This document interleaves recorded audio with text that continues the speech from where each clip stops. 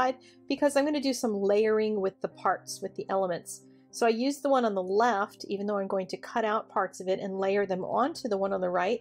I also used it as practice.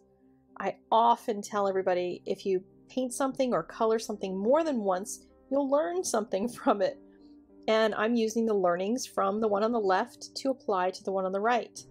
And what I learned on the left was that I want to wait for the flowers to dry because I want to put another layer of color into them. And that's what you can do with watercolor. If you put a second layer of the same color down, you can get more depth and more richness in the color rather than just really soft color. So if you want something with a more intense look, you can certainly add more layers of it. So I practiced my colors, I practiced my brush techniques, all that sort of thing on the left, so that I could do it right when I get to the real one on the right hand side.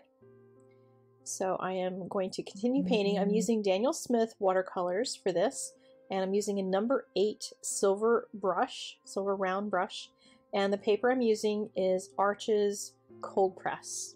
And I am using this combination because of the card itself. I didn't want to use the super rough paper because this stamp is a really detailed one. I did put it in my MISTI so that I could stamp it a few times, make sure I didn't lose any of those little parts. But if I had stamped this onto some rough watercolor paper that had a rougher texture, I would end up losing a few parts of it. So having the MISTI to re-stamp over the same image makes sure that I don't miss any parts of it. And it also helps when I'm going to be doing my trimming out and fussy cutting. The rougher paper is a little tougher to do the fussy cutting with, just because it's got more rough edges to it. So I'm adding more colors in here as I go along. You can see the colors on the screen if you're interested in any paint colors. And I decided on this one to add some color to those little buds, and I really liked the pop that it gave them. So that was a good thing to learn from the left to the right. But since I'm going to be cutting out stuff on the left, I didn't need to go back and paint those ones, those little tiny buds. I'm not going to be cutting them out because that's more work than I am interested in doing. But I do have a plan for those little buds. So here I'm adding a little layer of the red, more pigmented Quin Coral into the frosting so that I get a little difference in color. And I'm doing a second layer now of that Quin Coral onto the flowers themselves. So I'm focusing on having the darks in the centers of the flowers and then at the base of each one of the petals as it kind of goes into the middle. But I am going to be covering a lot of that up, and you'll see how that plays out when I start assembling the card in a bit. I did notice when I used the manganese for the white of the card, the white of the frosting on the left-hand side, that I used it really light, and a lot of watercolors will fade quite a bit when they dry. So I knew, since I'd practiced it already, that I wanted to use more intensive color here. And I also wanted to use a little more dry brush color, let it be a little more watercolor feeling. On the one on the left, I was trying so hard to make it smooth that I lost what I thought could be a really nice watercolor look. So practicing more than once is always a good thing, because when you color the same image over and over, you get a handle on what kinds of things you want to try next with it. Whereas a lot of times we just color that flower once, we never color it again, and therefore we never learn anything. We might do it fine the first time, but we don't learn and grow from that. And for me, it's important to continue to grow. And here I'm already seeing that watercolor edge in that blue. You can see where it goes from the blue into the white, and I'm not going to stress out too much over the blending of that color because I like the fact that it looks watercolor. It looks like it's handmade. If you want to make things all perfect and blended, then switch to your Copics, because watercolor is just going to be best when it's used as watercolor. So I have fussy cut out some of the flowers, and I'm going to attach them on.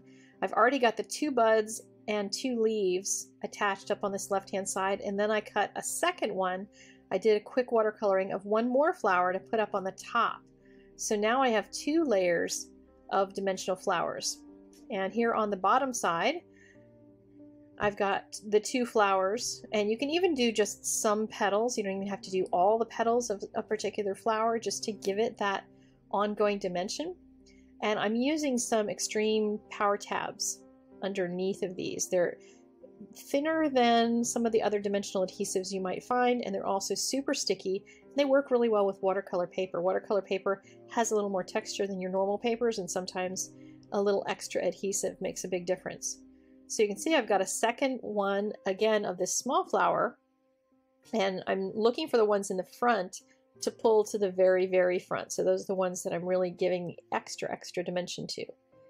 It does mean that the card won't be as mailable as some other cards, because it's going to be a very lumpy card, but I'm going to do other lumpy things to it, so I'm perfectly fine with that.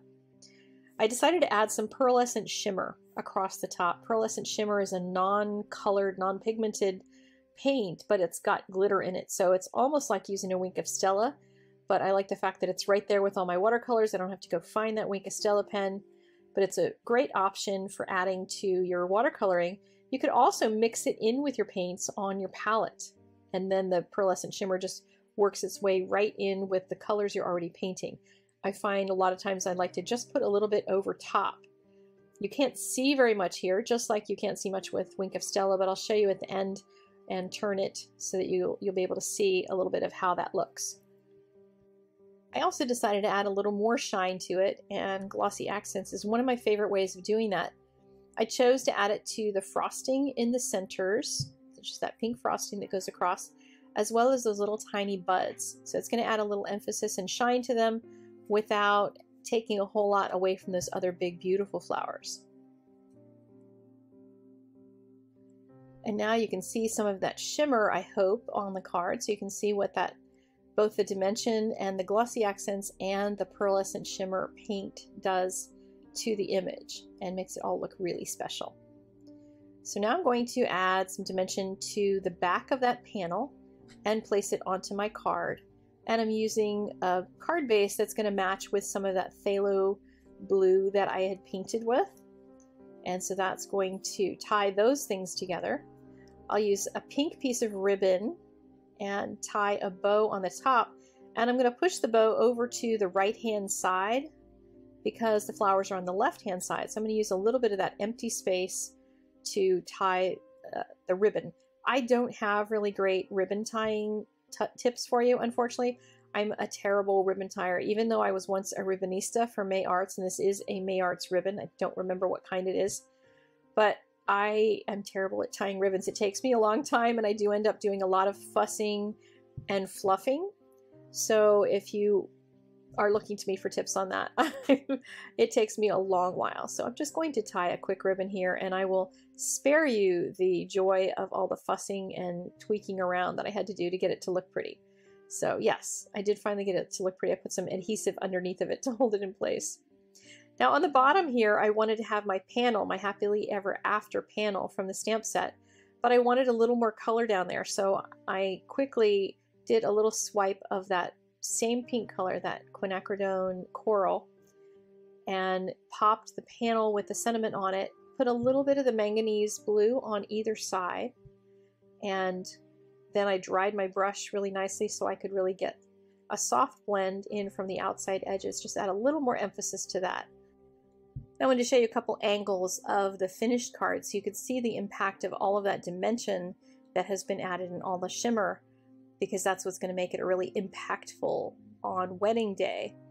And I've got a couple little layers of the different flowers on there, as well as all that beautiful shimmer and shine. So you can see the multiple layers up on the top flower up there. And it just gives the whole card a feeling a lot of TLC has been put into it. Now the box that I'm going to put it in is made by My Sweet Petunia. It's called Card Guard.